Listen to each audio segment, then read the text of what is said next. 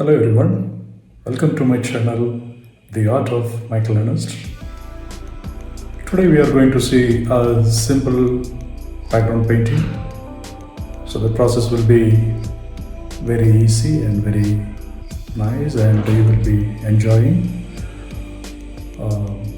Yeah, without any delay, let us jump into that video.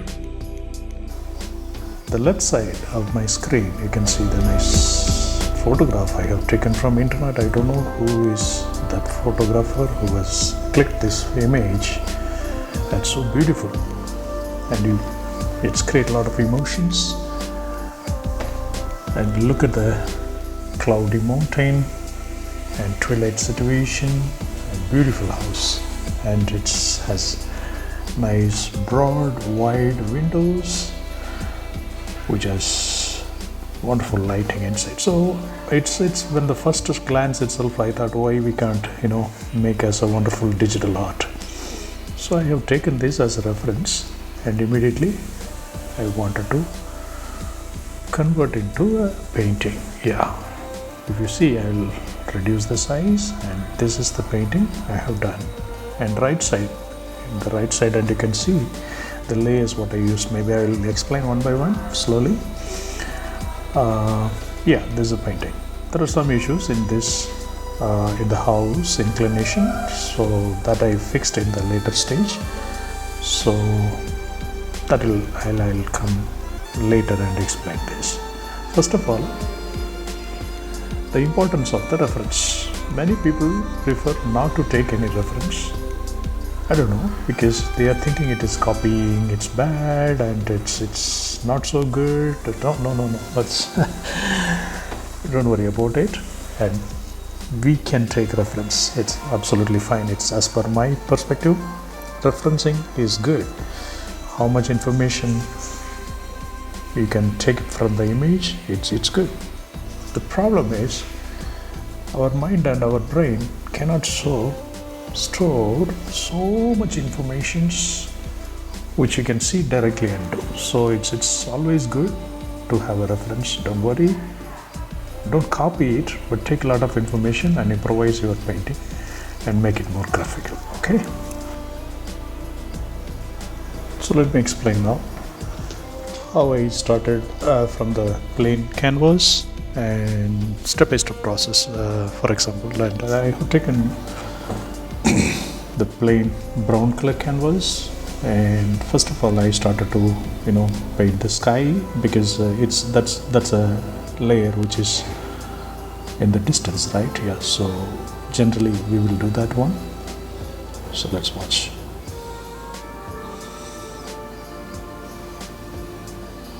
Since I'm from most of the time and sometime I mix the layers, and generally it is not a good practice, but sometime I used to do this mistake, but generally it shouldn't be, because then when we are doing a professional painting, and it is good to have a separate layers so that it is easy to edit in case your directors or your superiors, or when you are in the production environment and you have to maintain all this correctly. When you are doing for a fun painting, it's okay, but if this is made for fun, it is not for any production work. When you are doing for a production, and we have to be super careful to maintain as a layer wise, so that adjustment can be done fastly. So now I'm creating the mountain and the sky and the midground together in one layer. That's not a good way to do. It can be divided into 3 parts, but I am making as a single part for your information. So just keep that in mind when you are doing the painting. We'll keep watching it.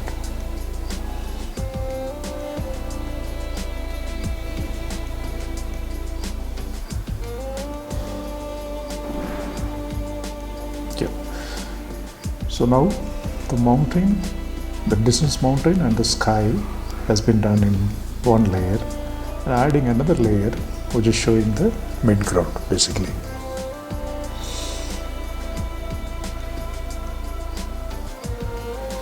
So midground is, it doesn't require always to be a single one piece. It should show, if you're adding few layers in the midground, and we can show the depth and distance. Here if you see, and I have added one of the,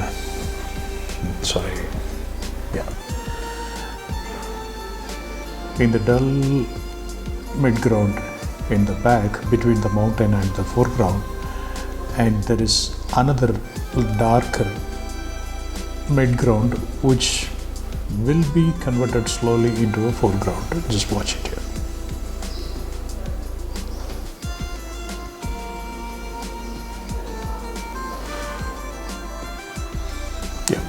So once the foreground blocking is done, so the base is done, so I wanted to block out the house, and generally I block out with a lasso tool quickly to see the overall silhouette and overall structure of the house.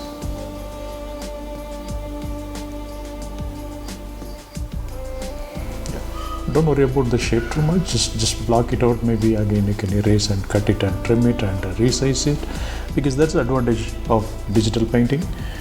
In the actual painting, and you cannot do too many errors, and here it's okay, you can do a number of errors and you can do undo also. That's a big advantage.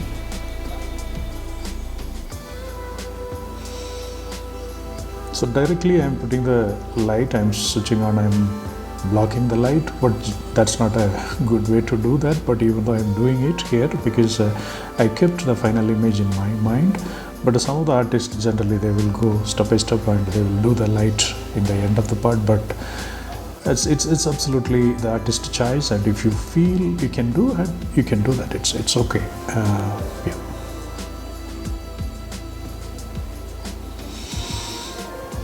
So once the basic fundamental blocking is done, and I'm adding the shadow part and the darkest area,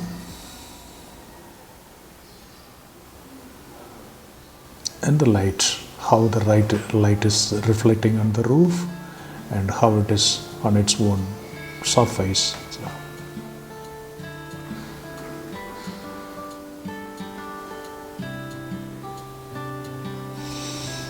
Yeah. So once the house is in pretty much good in shape, so I have taken that layer and readjusted and positioned where it's supposed to be, because it should be there correctly in that interesting point, so that our eye can catch it very nicely. So I slightly moved and slightly rotated and positioned in the right place.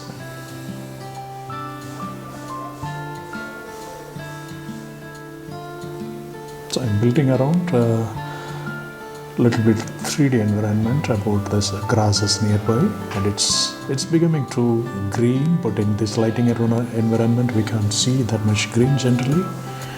But even though it's okay, that can be adjusted later.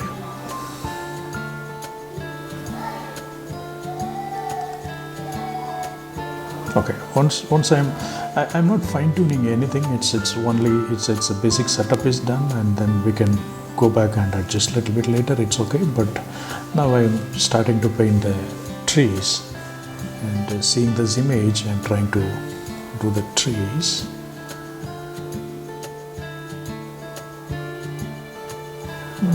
I'm not so happy with the result, so I thought I can go for a little more graphical rather than more natural. So slowly I'll get rid of this one. I'm raising all these things,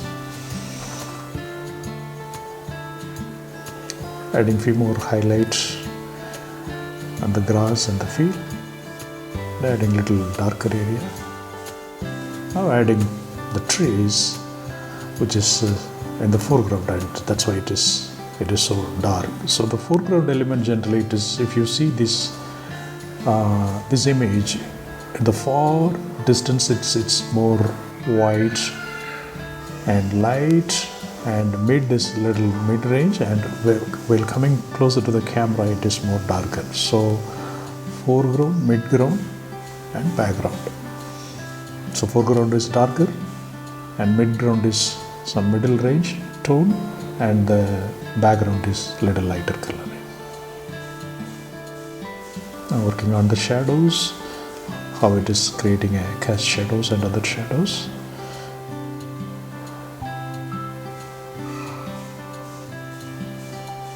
So to give a more twilight kind of condition, adding a few more of the light, how it is seeping through the window and it's reflecting on nearby place.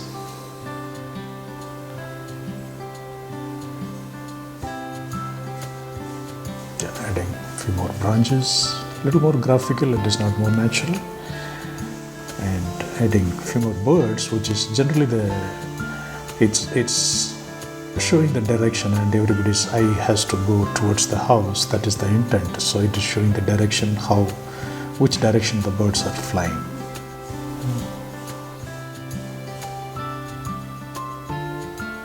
Refining a little bit and adding those lights, how it is reflecting and affecting the closer proximity.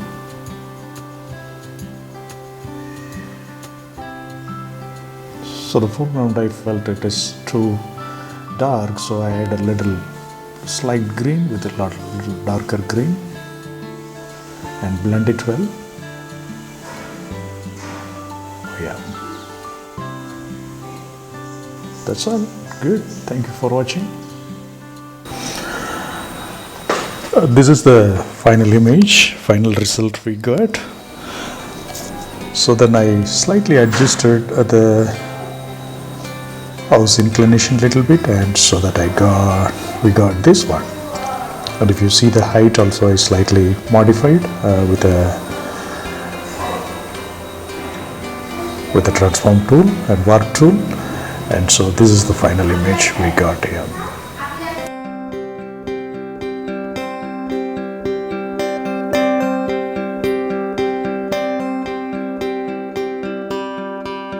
Thank you for spending enough time to watch this video, and if you like, and press the like button. If you have any comments, comment it, and don't forget to subscribe.